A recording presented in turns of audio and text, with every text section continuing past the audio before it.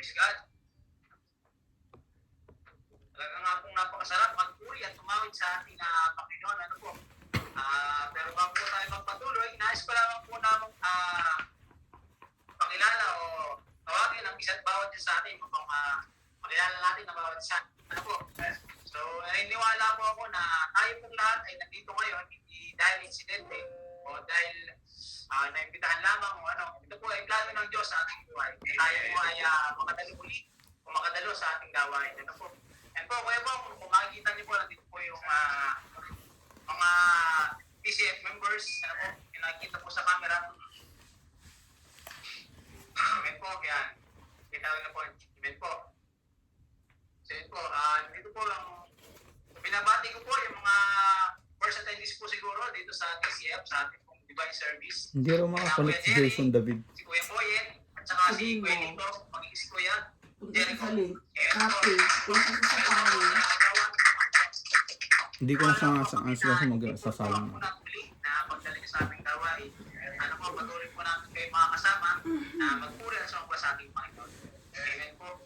So ito po ang mga nasa Zoom po natin, si Ate Jane, Octubre. Isang kapagpalang araw po sa inyo. Yes, po tayo kasi hindi po tayo pwedeng mag-handshake muna.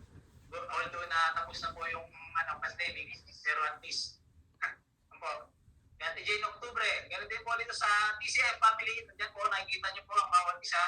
Yan po, si Pastor Oscar, si Kuya Jeff Lizarda, Pastor Edwin Uy, si Ate Jenny Uy, ganyan po si Erica, ano po, si Kuya Dabu, si Kuya Chef Carlo, ano po, tsaka po si Chef Dino Arias, Del Salayo, nandiyan po, tsaka po si Bel Lisi, at tsaka po si Kuya Ruel, magiging ating po, technical engineer, si Jai Jai, yan po, na lagi pong sa ating Zoom. Po siya po nag-operate. Salamat po sa buhay niya. Maging sa security po natin na nagbabantay po ng ating seguridad sa atin kung habang tayo ay nagkaroon ng ating praise and worship kay Victor Ritual. Nandiyan po. Ayaw po, ito si Victor Ritual. Medyo ano na po. Tsaka po si Bro Marlon Nagat. Talaga po malang makakapasok sa mga yan. Kita-kita naman. Ayan po, at ang lagi pong always present, ang ating pong Nanay Alvira, Albina, at saka pong si Ate Ira, Octubre. Magandang magpalang araw po sa inyo. Sa ating ibahay ng ating masipag na kapatid, si Kuya Eli, si Ate Zaira Joy, siya po, Ate Elizabeth Soriao, maging sa kanilang mga anak po. Kasi din po sa inyo. And din po sa kay Ate Len Bernales, palagi pong nandyan. Isang mapagpalang araw po. So, kay Boss Lay, isang mapagpalang araw po. Kamusta po sa inyo? Sasamahan nyo, mapagpalang araw po. Nandiyan din po si Kuya Ryan Lau. I-on yung camera mo. Sabi ng number ng camera natin para po makita. And si Jen Eric Judy. Maging kay Pastor Jeremy Villargal. Isang mapagpalang araw ng Presidente po, Pastor. Ang ating alamat ng PCF, walang iba kundi ang ating paghahalay ng ating Bible exhortation. Ano po? Talagang kahit nasa Amerika ay abot ng pagmamahal dito sa Jeddah, maging sa Pilipinas. Mago natin ang ating Kuya Bong. Hindi po yung mic, Kuya Bong. Amen, amen.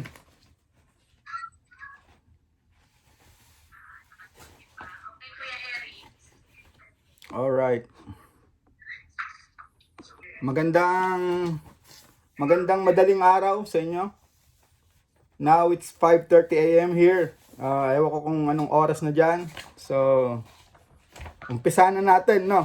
At Bible exhortation. Ang title po ng aking Bible exhortation ay matatagpuan natin ito sa Joshua 6:17. At ang title nito is Powerful Decision. No, ito'y tungkol kay Rahab, no? Ang sabi rito sa Joshua 6:17, amen. The city and all that is in it are to be devoted to the Lord. Only Rahab, the prostitute, and all who are with her in her house shall be spared, because she hid the spies we sent. Sa Tagalog, at ang bayan ay matatalaga sa Panginoon, yaon at ang lahat na tumatahan doon. Si Rahab na patotot lamang ang mabubuhay, siya at ang lahat ng kasama niya sa bahay, sapagkat kanyang ikinubli ang mga sugo ng ating sinugo. Samahan niyo po muna ninyo ako sa aking maikling panalangin. Lord God, maraming salamat po, Panginoon, sa oras na ito. Dahil, Panginoon, ginising mo po, Panginoon, kami sa umaga at binigyan po ng kalakasan para makinig at para mag-aral ng iyong salita. Panginoon, gamitin niyo po ako bilang isang sisidlan na walang laman. Ako po, Panginoon, ay nagpapalinis sa inyo upang manatili, Panginoon, ang inyong greatness, Panginoon, sa buhay ko. Panginoon, linisin niyo po ako, Panginoon, ng inyong banal na dugo para maging karapat dapat po ako, Panginoon, na humarap sa mga kapatiran at maghayag ng inyong salita. Lord, ako po, Panginoon, ay walang kakayahan o hindi sanay, Panginoon. Subalit dahil sa inyong kapangyarihan, Panginoon, ay kayo ang makikita sa oras na ito. Lord, kayo lamang po, Panginoon, ang aking itataas sa oras na ito at kayo po, Panginoon, ang siyang manguna sa oras na ito. Sa pangalan ni Jesus. Amen. Amen. Joshua 6:17, at ang bayan ay matatalaga sa Panginoon. Yaon at ang lahat ng tumatahan doon. Si Rahab na prostitute lamang ang mabubuhay. Siya at ang lahat ng kasama niya sa bahay, sapagkat kanyang ikinubli ang mga spy na ating sinugo. Okay, si Rahab po ay isang prostitute. Ano ba yung prostitute? Ito yung pinakamababang kondisyon ng isang buhay, no? Mababang sahod, walang overtime, mababa ang kalagayan sa buhay. Kumbaga sa level ng tao, para siyang wala na siyang kwenta. Pawarak na ang buhay niya. Siya ay isang sa atin di ba, may tinatawag na pokpok prostitute. Kumbaga, pinakamababang level ng isang trabaho kung tutuusin, no. Dito makikita sa Joshua, dito makikita yung kung paano binago ng Panginoon yung life ni Rahab. Sa Jewish word, Rachab, si Rahab. Ngayon, ito si Rahab, nababalitaan niya na napakagaling ng Diyos ng Israel. Nababalitaan niya na. Talagang dun sa Jericho, sa lugar nila, nababalitaan niya na darating ang mga Israel para sakupin yung bayan ng Jericho, yung bayan niya. Taga dun siya eh. Ngayon, nababalitaan niya na ang Diyos ng Israel ay napakalakas, napakatindi.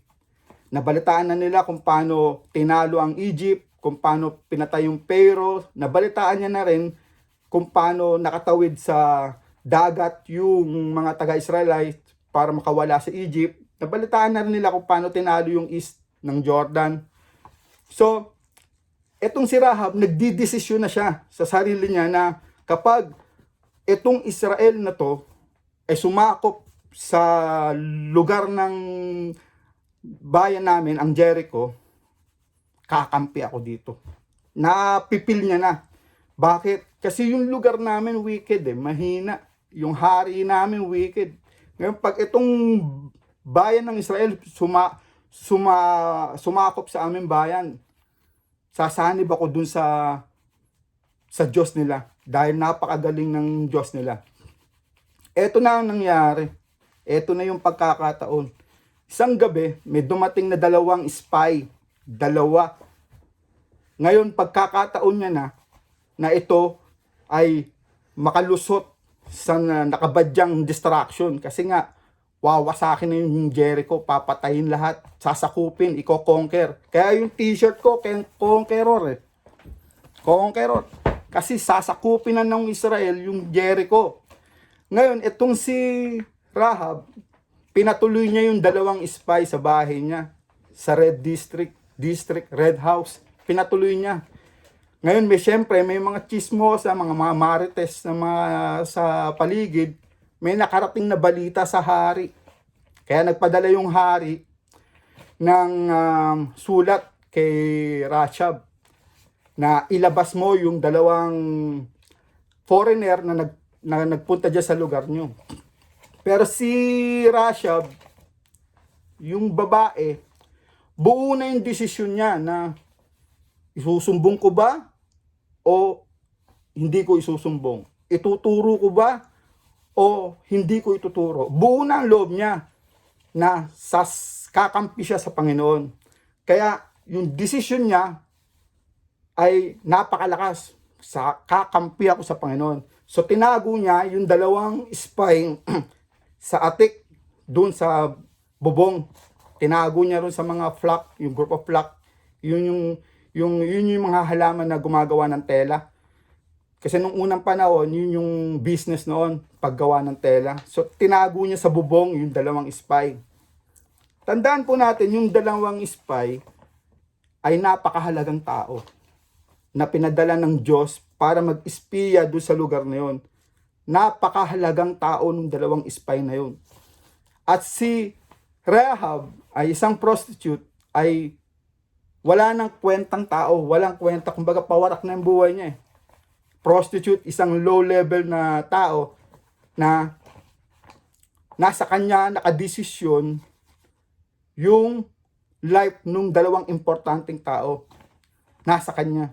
Kaya nung dumating yung army, mga group of men na gustong pumatay dun sa dalawang spy, umaasa ang buong Israel doon sa desisyon ni Rahab kung ituturo ba siya o pag tinuro niya, maling desisyon. Pero pag hindi niya itinuro, tamang desisyon. Yun ang tinatawag na powerful decision ng buhay. Ngayon, dahil nabalitaan niya na ang Diyos ng Israel ay napakalakas, buo na ang loob niya, nakakampi siya rito sa dalawang espiya. Kaya ang ginawa niya, tinuro niya sa malayo. Yung dalawang espiya nagpunta doon sa malayo. Oo, dumaan dito pero nagpunta doon. Hindi sila nagtagal dito. Habulin niyo, baka nandun pa. Habulin niyo, baka nandun pa. Kaya umalis na yung mga army. Sa makatuwid, hindi siya nagsinungaling. Oo, nandun yung dalawang espiya sa bahay niya.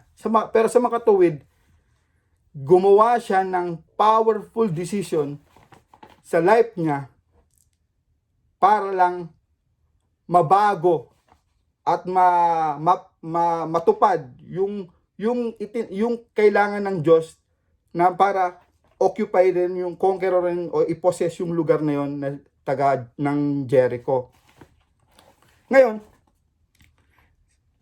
may mga consequences na mangyayari. Kung itururo niya, nandito sa taas nagtatago. So papatayin yung dalawa, after mga 5 minutes, papatayin din siya. Kasi para na siyang kasabwat dahil tinago tapos tinuro niya. So ang ginawa niya, buo na ang loob niya na hindi ko ituturo. Powerful decision, no? Kaya naman etong espiya na to nangako kay Rahab na maglagay ka ng pulang laso sa bintana mo, red ribbon sa bintana mo, para yun yung marka na pag dumating na yung angel of destruction, lahat mamamatay except yung bahay na tinitiran mo. Siguro ganito yung sinabi ni Rashab, mga boss, mga sir, niligtas ko naman kayo, tinago ko naman kayo, at saka nag-side na rin ako, kumampi na rin ako sa Panginoon nyo. Kung pwede ba, kung ililigtas nyo ako, iligtas nyo na rin yung nanay ko, iligtas nyo na rin yung tatay ko, at saka yung mga mahal ko sa buhay. Kaya pinangakuan siya nung dalawang espiya na ang buhay namin ay buhay mo. Napakaganda. Kaya itong kwento na to ni Rahab, sa madalit salita, dahil sa isang desisyon niya na bago yung buhay niya, namatay yung lahat ng taga Jericho, naubos. So hindi na siya taga Jericho, siya na yung Rahab na inamponan ng Israel. So Israelita na rin siya. Sa makatuwid, nakapag-asawa na siya ng Israelites, si Salmon, na ang anak niya si Boaz, at yung mga genealogy niya ay kabilang na ron si King David at si Jesus Christ, yung mga sumunod na linya. Ngayon, kung nasa enemy ka, hindi mo makikita yung parating na David na manggagaling pala sa yung hari ng Israel. Kasi nasa side ka ng enemy. Pero dahil tinanggap mo na yung kumampi ka na sa Panginoon, naliwanagan na ikaw pala ay isa sa kanununuan ni King David at ni Jesus Christ. Biro mo, prostitute ka. Ganyan ang kalagayan mo sa buhay.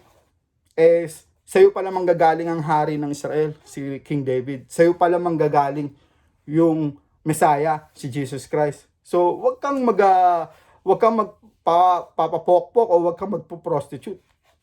Pero nung time na yon, nasa enemy kasi siya. Pero dahil sumapi na siya sa side ng Diyos, doon na nagsimula yung genealogy niya, na sa kanya pala nagmula yung lahi ni King David at ni Jesus Christ. Ngayon, anong matutunan natin doon kay Rahab? May 5 bagay na matutunan natin. Ang sabi rito sa 5 bagay, ang tamang desisyon mo, diyan nakasalalay ang blessing o distraction. Sinabi sa Biblia na pagtapos ng giyera, hindi na siya prostitute. Isa na siyang true worshiper of God. Isa na siyang Israelita. Number 2, ang tamang desisyon mo, diyan nakasalalay ang kalungkutan o kasiyahan ng pamilya mo. Alam mo, nung naligtas siya, naligtas din yung pamilya niya. Ang tamang desisyon mo, diyan nakasalalay ang sitwasyon mo ngayon. From prostitute hanggang sa naging true worshiper ka na ng Panginoon. Ang tamang desisyon mo, diyan nakasalalay ang kinabukasan mo. So, from prostitute, diyan pala nakasalalay yung magiging hari ng Israel. Yung mga 4th generation mo, diyan na pala manggagaling. Ang tamang desisyon mo, diyan nakadepende ang maraming tao. Yung desisyon ni Rahab, kapag itinuro niya yung espiya, hindi makakapasok yung mga army ng Israel. Pero dahil sa desisyon niya, nasasabi siya, nakapasok sa pamamagitan ng trumpet, hanggang sa natumba yung Jericho Wall. Ang tamang desisyon mo, diyan maglalagay ng marka para sa buhay mo. Yung red ribbon na tinali niya rin sa bintana, so sinunog na, pinagpapatay na lahat ng tao, pero dahil may marka ka sa bintana, hindi ka kasali. Yung mark na yon na red ribbon, yun yung simbolo ni Jesus Christ. Yun yung simbolo ng blood ni Jesus Christ. Kaya marami akong tinext na mga kapatiran na gusto ko sana na makarinig ng salita ng Diyos. So tinext ko sila, sabi ko attend kayo dahil Bible exhortation ko maikli lang naman. Gusto ko kasi makatikim sila nung red ribbon na itatali doon sa bintana. Gusto ko kasing makuha rin nila yung mga red ribbon para hindi sila masakop ng distraction. Ano ba yung mga distraction? Ito yung mga coronavirus, mga kamalasan sa buhay, yung mga pighati, mga problema. Ito yung mga tinatawag na trials. Dahil kapag meron ka ng red ribbon, sineseparate ka na ng Panginoon dito sa side ng biyaya. Sineseparate ka na ng Panginoon para sa mga distraction. Amen? At bago ako magtapos, dahil exhortation, 10 minutes, 15 minutes, maraming salamat po kay Pastor Oscar Dahil si Pastor Oscar at yung TCF, ang mga elders, binigyan niya ako ng red ribbon. Pulang laso, which is yung marka na hindi ako kasali sa distraction. Ngayon, nandito na ako sa estado ng buhay, maayos na.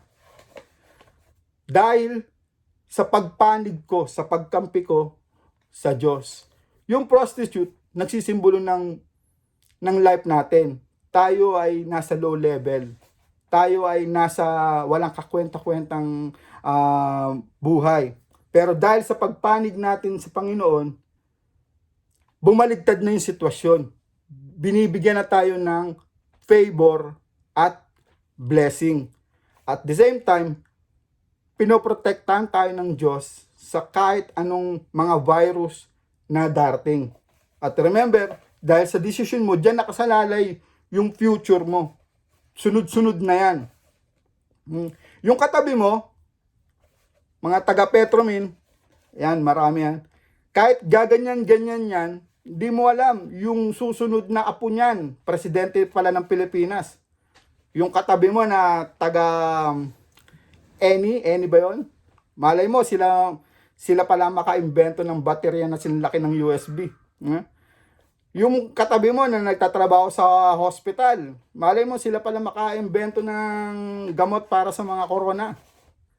Kaya, si Rahab, kahit prostitute siya, doon pala magmumula sa kanya yung magiging hari ng Israel, sila King David at magiging susunod pa na si Jesus Christ, the Messiah, ang ating anak ng Diyos. Yun lang at maraming salamat po. At nawa ay meron kayong naintindihan sa life ni Rahab dahil sa isang desisyon na bago ang takbo ng kwento ng isang prostitute. Maraming salamat po. Lord, thank you God sa oras nito dahil binigyan niyo po kami, Panginoon, ng isang tinuturuan niyo kami, Panginoon, ng magdesisyon o magbigay ng tamang desisyon para sa future namin, sa life namin, sa present namin, sa pamilya namin. At Lord, gabayan niyo po kami palagi sa araw-araw, maging ang pamilya namin para magkaroon ng tamang desisyon o yung tinatawag na powerful decision na kalooban mo. Sa pangalan ni Jesus, Amen. Amen. Amen.